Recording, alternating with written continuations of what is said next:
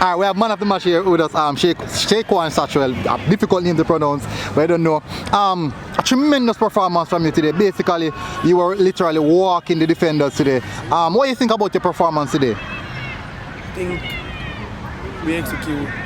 This is what my coach said. We do the right. A question to you, were you enjoying that game? Yes.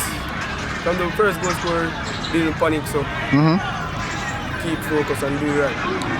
In regards to what you were doing on the pitch, how vital you think it was throughout the game to keep calm even when you guys were 1-0 down? It was very vital, I think, even though we keep focus.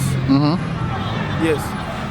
In regards to the second leg, how is this win away from home important? How important is it to you guys? It's very important because we're going in with a win. So we just keep the compact and keep our head. You throw quite a few amount of chances as well, you know. I see what's happening. Can we see a better finishing from you for the next leg? Yes. Sure.